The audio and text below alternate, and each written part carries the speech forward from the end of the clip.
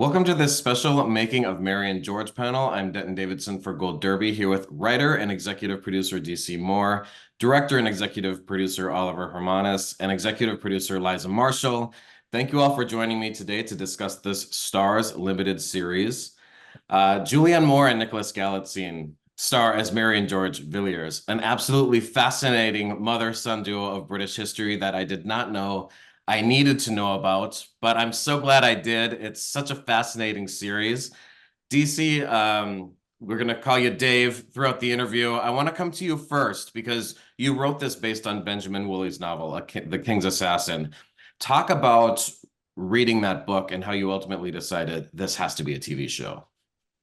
Yeah, well, I'd Liza to thank. Liza sent me the book, and she said, "I think there's a real story here, and we can learn." And we've all sort of said we've been inspired by the book because we really then gone out and sort of dug around the real history. You know, lots and lots of evidence we've gone through.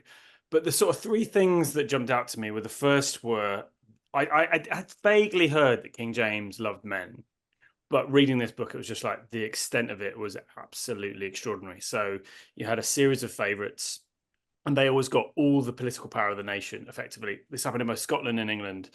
And it was such a sort of known game within culture at the time that all the sort of power factions at court would push their hot young male favorite to the front of his sort of court, try and gain his favor by luring him with bait, essentially. And that seems extraordinary on its own. And then the second thing was Mary and George, who are ultimately, when we meet them at the beginning of the show and in the beginning of the book, they are commoners. You know, they're not high level aristocracy. They are on the very edge, very margins. They've got no money. Their social standing's falling apart. And by the end of this sort of extraordinary story, you know, both of them are buried in Westminster Abbey, which is crazy.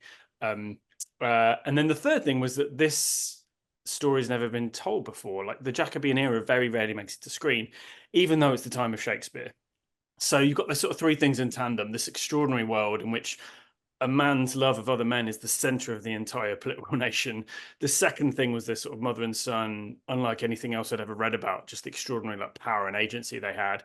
And then the third thing was no one's done it before. So that's just, as a writer, that's catnip. It's like, this is true, it's brilliant, and no one's done it. So let's do it. And that was, I think that was our attitude from the beginning, wasn't it, Liza? Yeah, absolutely. Yeah. And we found this story and history, and then Ben's book was incredibly helpful as a jumping off point, really, an inspiration for the show. Yeah, and it's been quite a long journey to get here. 7 years it's taken to make the show.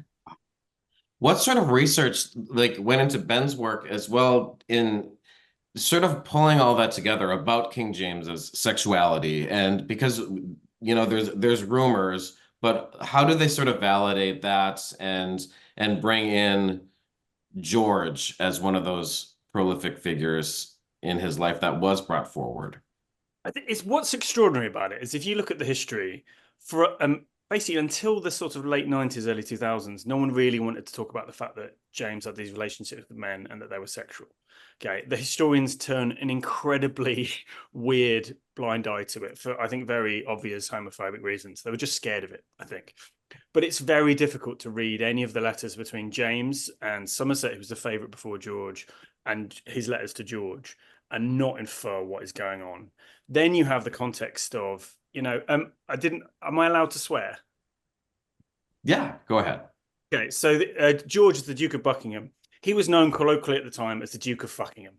Okay. So it feels like there was not a sort of fear of the average working man in the street of talking about what was happening with the king. Right? It was joked about, it was sung about in taverns. But over the years since, it's been sort of, people have been terrified to tell the story for just reasons of being scared of the idea of men being with men. That's it, really. So it's very difficult to not look at the history and see the reality of it. And I think those letters existing, there's descriptions by ambassadors from the time, and I think Ben just pulled all of those together. And then I think what he did brilliantly was focus on Mary and George at the center of it, because they are, again, their story is extraordinary. They really did rise from nothing and get everything. It's crazy. And Mary's fascinating because she was the one that was sort of in the background and really orchestrated all of this. I mean, something that women weren't known for doing in the 1600s, really taking as much control as she did. Oliver, talk about that very first scene that you direct where George is born, and she's basically like, at that point, he was the second son, which is basically garbage in those days. And she's like, you may as well rot on the floor. You're not going to inherit anything of human value. And then there's this transition we see in that first episode you direct of where he's 20 or 21, and suddenly there's something there that she wants to mold suddenly. So talk about that opening scene and then how you transition his sort of character 20 years later. Yeah, the opening scene from a purely practical point of view was an interesting scene to shoot, having to have multiple 10-day-old babies peeing on Julianne Moore, which she was very calm about, but it's very stressful when you have babies on a set. It was very cold. We were shooting in a real manor house, so it was just a strange day. But yes, the character of George definitely starts out being very petulant. He's in love with the housemaid. Doesn't really see the bigger picture. And I think, like, from the way I understood the script, the pilot, was that Mary is kind of triggered or inspired by the king coming to stay with them, and she sees the relationship between the king and Somerset, and she immediately realizes that she has perhaps a better option, or she has a stronger option for the king, a more handsome man, and I think that's where the penny drops for her, that George has a potential and can be more useful to her than just marrying him off to some wealthy woman, so that she can sort of secure an income for the rest of her family. And in terms of the sort of journey with how we sort of got that right, there was lots of interesting little weird things we did, like particularly just trying to, in a very complicated way, make Nicholas Galitzine not handsome at the beginning, or less handsome, or just slightly more boyish. We gave him like terrible sideburns, and he just looked a little bit frumpy. And then, he goes to France, and then we just sort of fitted him differently. His costume changed, and he became instantly more posturing and the sort of peacock that George becomes. So it was a series of sort of creative things and fun things that we did to sort of tell the story of George's arc in episode 1. And talk about Julianne Moore and Nicholas Galitzine. I mean, what casting? You really hit the jackpot here. You've got an Oscar winner in Julianne. She's fantastic in the role. And then Nicholas, who, I don't know where he was during filming of this, but he's exploded this year. I mean, with this project, among many others, he's just one of the hottest stars of the year right now. So talk about casting each of those and how you knew they were right for the roles. When I met with Liza, Julianne was pretty much attached at that point. Liza, she was the person that they were speaking to, and so it was about Julianne. And I had met Julianne just a couple of months before, just to talk about like the potential of working together on anything. So when I heard that this is what Julianne was doing, I was immediately also desperate to do it.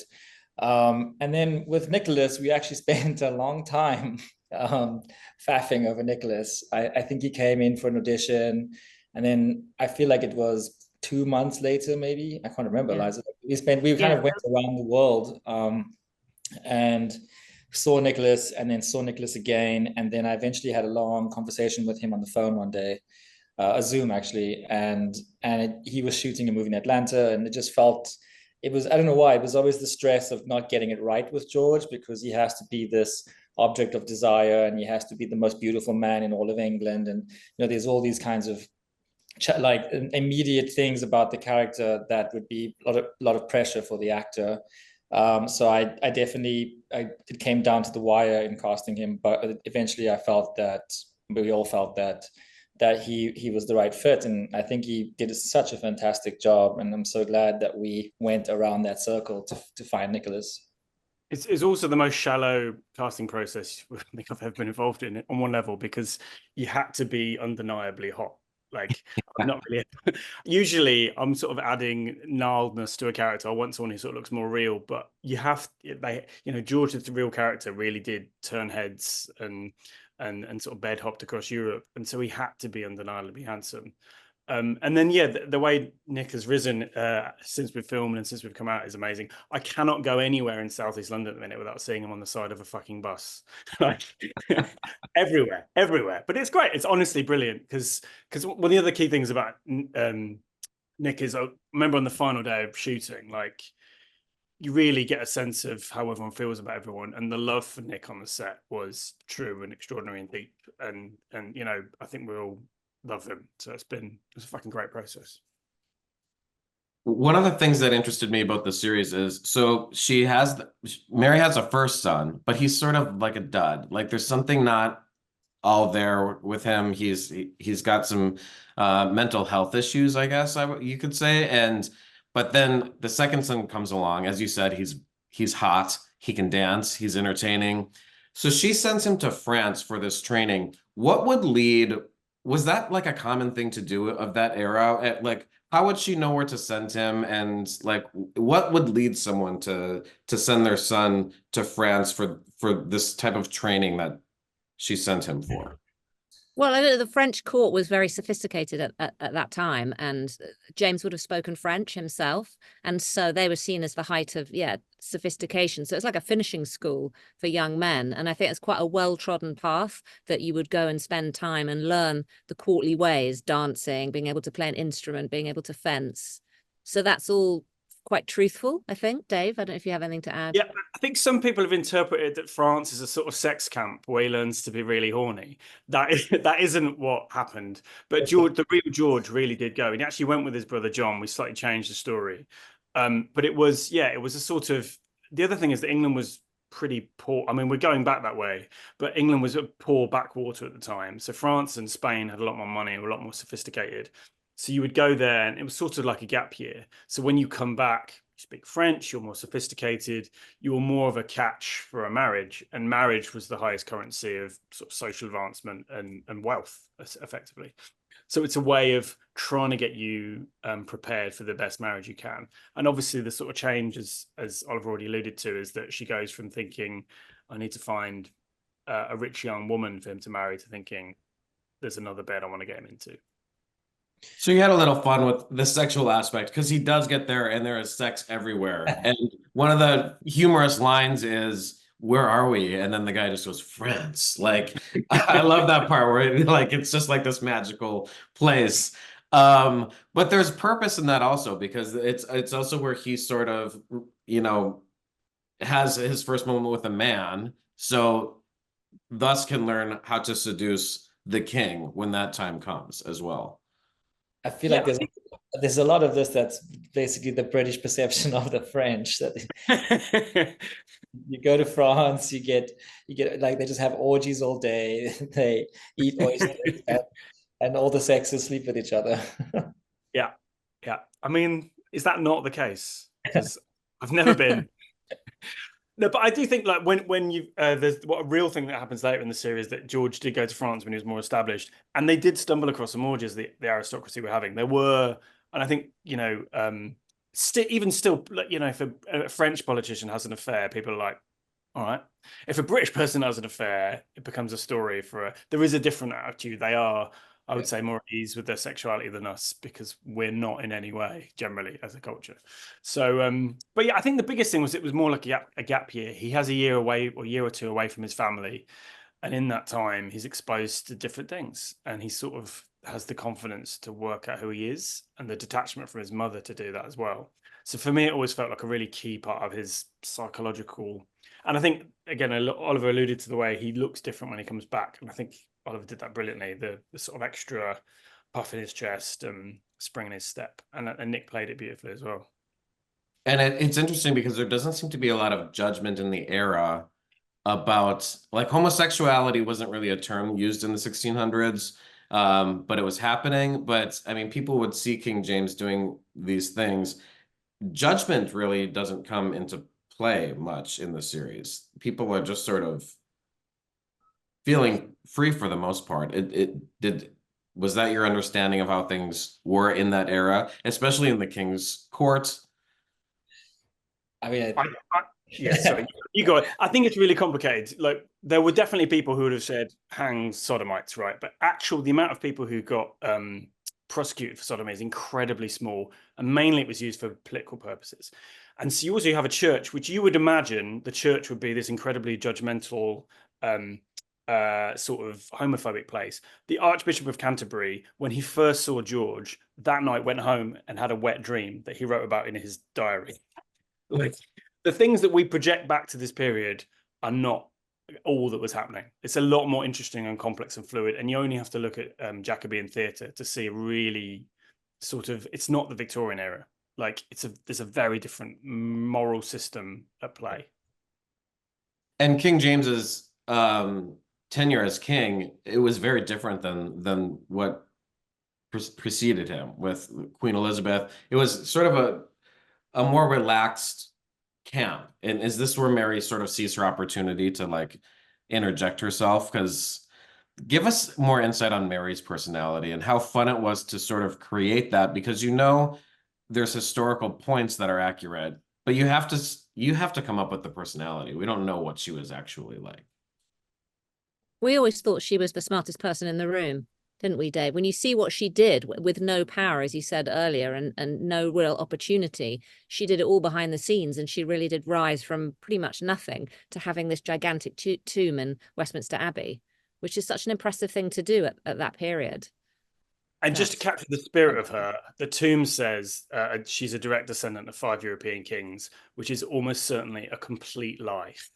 So there were question marks about her legitimacy her whole life. So in her grave, she sticks 2 fingers up everyone and says, no, I'm the direct descendant of 5 European kings. It's in stone in Westminster Abbey. What are you going to do about it?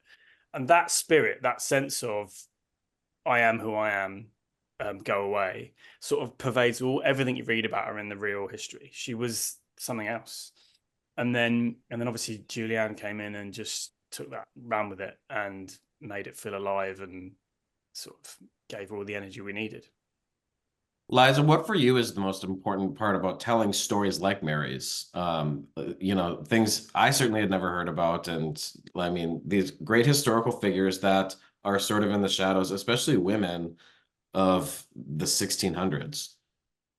Yeah, I think when we first started researching the period, it's just that the attitudes are, I mean, particularly towards sexuality, are far more similar today than we might imagine. And I guess it's not about putting women at the center of the story. She really was at the center of the story. And I think that's really fascinating. She's been completely written out of history. I mean, no one in England has heard of her either. And she had such a big impact on George, and obviously King James, and then going into the next reign, which ended up in the English Civil War. I think you can trace quite a lot back to her actions.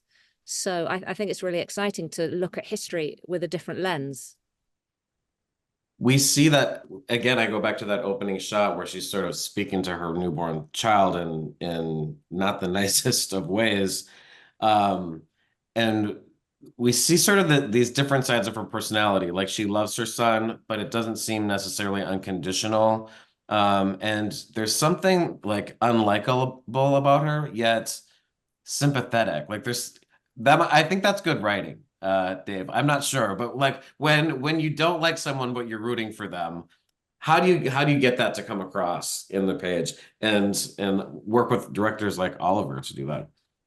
Well, I don't know, Oliver, I think you could speak to what Julianne did with the part, because I think she has, I'll take the credit for the writing, thank you, but I really think people just love her. And I think when you have someone with her ability to take an audience along with you, you can really push at the limits of what a character can get away with. I think there were other people who are playing this part who you would just think, no, she's a monster. But with Julianne, she takes it into this sort of area of like, am I rooting for her? I think I am. Oh, maybe not. Like she's playing with that all the time, I think. Oliver, what do you think? Yeah, absolutely. I think Julianne's like, I mean, we all know how amazingly talented she is and how successful she is. But what I kind of love about her is that she can find a way of writing everything in a place that's very playful.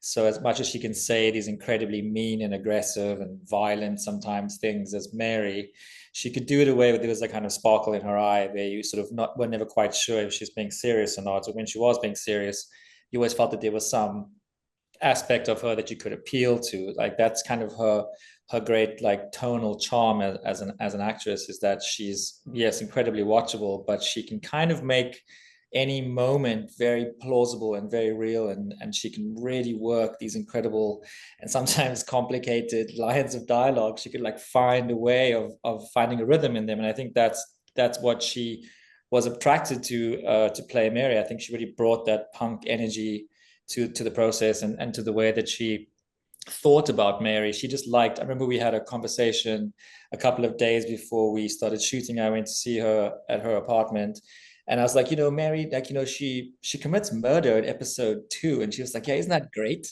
She goes from being this mumsy woman in episode 1. And I was like, do we think that, should we talk about it? Like, should we talk about how somebody goes from being, like this abused wife in a sense and a mother to being quite murderous? Like, what do we think the connection is?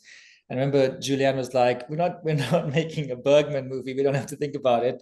We're just going to have fun. And so that's kind of, I sort of like, it helped me a lot, because I was like, you know what? Yeah, Mary's just, whatever room she's in, she's gonna occupy it, and she'll do what it takes.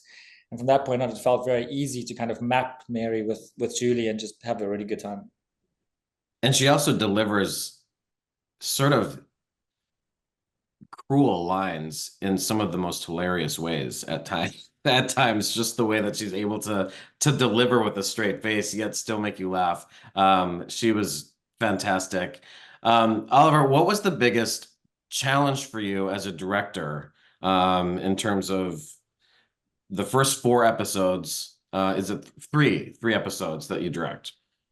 The biggest challenge, it's always, I think the challenge is always the same in a sense. It always boils down to the same thing, which is time. It's always that sort of petrified moment where you want to do it as you see it in your head, and there's all the pressures of the limitations of time. And this is a costume drama on some level as well. And so a big part of this show is costume. A big part of the show is creating the world and making the world look like the period and the court of James I. And to generate that much costume and to create a color palette and to create a world, including production design, we were really under the gun. That was the incredible work of Annie Simmons and Helen Scott, who took up the challenge of putting this together in record time. So that was, I think, our great sort of stress, was just making sure that everyone had something to wear and that they had rooms to stand in before we had to start shooting.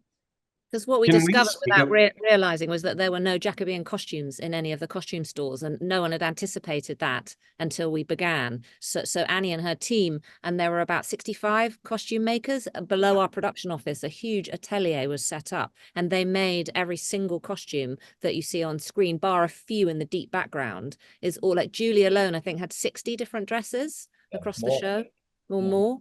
Wow. That was going to be my next question, is the costumes and production design and how all that came together in the time frame that you had. And I mean, you mentioned a little bit about how many costumes there were, so you can expand on that if you would like to. Otherwise, also the production design, just like the grand scale of these castles and the locations you were shooting in. What are some of those details that were the most interesting?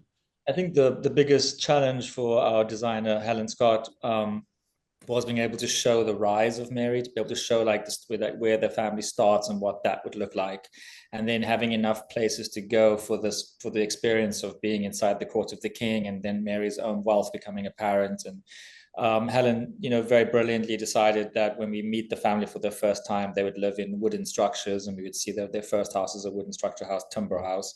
And then as they ascend, they start to live in stone, and then they start to have marble. And so that became kind of how she navigated as the ascension of the family. But then at the same time, England is full of these kinds of spaces. So we went and saw tons and tons and tons of them. Some of them too expensive for us to afford. Some of them are insane, there are venues and spaces that are very popular. And of course, we were competing with other productions who were also set in different periods. And so England's the perfect place to kind of make this kind of work, because it's all the real history. But I will say, from the costume design context, Annie and I decided, I thought the simplest way of not getting Annie to panic about having to produce so many costumes for Julianne was to just keep Julianne in the same silhouette for the whole show, but just to change the textile and the fabrics and the sort of quality and the expense of what she was wearing. And it's amazing how you can see Julie in all these costumes, but she's actually wearing the same shape, just in different iterations, which are also different. How long was this whole process from beginning to end? I mean, I know this was some painstaking work to get off the ground, and then throughout the whole shooting process. I mean, how much of your lives have you spent in this world with Mary and George? Well, A Liza very already touched long on this. time. Yeah, very long. I mean, it's literally was about 7 years ago, I think, Dave, we first started talking about this as a show, and we were obviously held up by the pandemic that put 2 years on the clock. But I think in terms of shooting, we shot last year from January to June. It's quite a long shoot, and then editing for the whole rest of the year. So it's over a year of, well over a year, including pre-production as well, of making it. Yeah, you first emailed me in 2018, so that's 8 years. That's when you sent me the 8 book. years. Yeah, so it's been quite a journey. And also just on the filming, some of the conditions of filming in those houses were so strict. I once got caught drinking a Diet Coke in one of the big houses, and this woman absolutely tore strips off me like I'd murdered a dog. Like, so you're having to do, you've got a big filthy crew, you've got lots of huge amounts of equipment, but you have got all these strict rules. So it's its own like technical challenge. You can't have any fires, you can't have water. And my favorite was no liquids. We had one with no liquids allowed in the whole building. Yeah, that's insane. Why my Diet Coke was quite so offensive, honestly. I felt really bad about it for about a week. But yeah, it was all of that is really hard. The strange thing though is we shot these orgies in these spaces. So we were allowed to do the orgies, but we just couldn't bring any liquids. Like we had to spritz the actors to create sweat on the actors. We had to take them like 10 minutes out of these buildings just to spray them down and then bring them all the way back in. Some of these rules were pretty insane. Yeah. So how did you keep them spritzed? Don't they dry off? They dry off very quickly. In the meantime, these rooms were really warm with all the lights. It was one of the strangest things I had to do, which is to try and keep to like the fact that we could not have any liquids in this particular banquet hall, but we were shooting an orgy with 7 or 8 actors, and I had to work out how to time taking them out to re-spritz them and then bring them back in and make sure they weren't too dry when they got back in. So we literally just doused them outside so that by the time they got in, I could do like 2 takes and then we'd have to like wet them again. It's like such a strange reality, like, yeah. I suppose the thing with these houses that we are, like, as Dave says, there's hundreds of people just like stomping all over everywhere, boots full of mud. I guess that's the only way they can keep some kind of order. But I did think that the like no liquids in the building of any kind was extreme. So filming an orgy is more difficult than filming hunting, because I was thinking like horses running through the woods sounds like the most difficult challenge, but maybe it was not for you. I say filming horses running through forests is slower than filming an orgy. Okay. Orgies are surprisingly fast to shoot. I also think that like in a way, the technicalities of shooting a horse chase sequence and an orgy are kind of the same, where it's like there's so many people involved. There's a lot of planning, there's a lot of choreography. It really does become this performance. Yeah, but the orgies were the thing. When I read the pilot, particularly realizing there were going to be lots of orgies, was incredibly enticing, because I just never had like the chance to shoot those kinds of scenes before, and now I feel like I'm an expert. Yeah. And in the series, we see, what happens to George. And I find the very last scene, and I don't want to like spoil it really, but there's the final scene where Mary's at the dinner table with her family. And it's, I didn't know what to feel at that moment. Like the way she's looking at them, I can't tell if she's really thinking, what have I been left with? Or who are these people? Or if there's some satisfaction. And I think Julianne plays that really well, is you sort of interpret what you can take from that. But what do we know about what becomes of Mary? Is there a clear ending for her in the history books, or is that a bit of a mystery exactly how long she remains in the king's court and for how long? I mean, One thing that sorry. No, I was just going to say, she set up her family for generations to come. They really did have all the money and all the property. So she did die, a few years later, but she had achieved what she set out to do. I think we always talked a lot about that, Dave, didn't we? I think in that final look, for me, I think if she had her time again, she would do everything exactly the same. I think. Yeah, but I think we also wanted a bit of ambiguity about it. Like, and what you've picked up on is, I think so we filmed quite a few different versions of it. And also one of the things we sort of established early on, including with the early episodes, we didn't want to just have like a card come up and just explain it all, because it feels like that's sort of drab and boring, and let people Google it if they want to afterwards. Like, actually look at their family, look at the cost of their rise, look at her looking at you, and you work out what you feel about it. And there was absolutely a core of that, of look at all she achieved, but there's also within it, hopefully the way we filmed it, a sense of there was a cost. Yeah. So yeah, we wanted some of that sense, but also some ambiguity about exactly what you should feel. And the cast of characters. I mean, just the panning around the room to see these different characters is fascinating. It's people that she sort of helps to uplift, and then there's other people that sort of were victims to many of the things that happened, including how much did we know really about her first son and that whole storyline of him sort of hurting people, and did you take embellishments on that? Definitely embellished. He was definitely mentally just troubled and disturbed. Okay. The marriage to Frances, which is sort of the center of the show, in the sort of central episodes, definitely happened and was very fraught, and a very, very, very complicated thing. But we've lent into that part of the story, in part because you want, dramas about contrasts. You want the contrast between the first son and the second son. So pushing them further and further apart dramatically gives you more weight to do. But I would say at the heart of it, the story is true. He wasn't a sort of asset to his mother. He was the opposite to George. He was troubled. He did end up being in an asylum for a while. And she did cry at that when she was married to him. That is factually accurate. Yeah. And Mary really did do a lot of despicable things to make that marriage happen. Like, the actual thing she did was so horrendous. I had to take a lot of the real stuff out of the episode because it felt almost farcical, how much sort of blood, sweat, and tears were spilt in order to make that wedding happen. Wow. So yeah, we were sort of, again, with all the show, I feel like we know the true story. We've looked into it. We're deep in the history, but we are dancing around it, because a sort of dry retelling of it, I don't think does justice to it. Weirdly, you sort of have to manufacture things in order to tell the true story, if that makes sense. Yeah, so that's not contradictory. I found it a fascinating case study too. When I was watching it, I was thinking about, like, what would it be like to be rich with all of these servants, and there's no TV, there's no movies, there's no internet. Like, what do you do all day other than like get up to some scheming and have like have some crazy behaviors? So it's not a surprise to me that these people just sort of like ended up the way they were in many ways. Yeah, and there was no like social safety net. Like, if you sink, you are completely screwed. So you have to like keep rising and advancing, otherwise you're done. But James, I think he made up for there being no internet or anything else, so he just sort of hunted and parted, really. Yeah. Good things. Well, it's such a fun show. Just to close things out real quick, what's one favorite thing that you'll take, or memory you'll take away from being part of this series?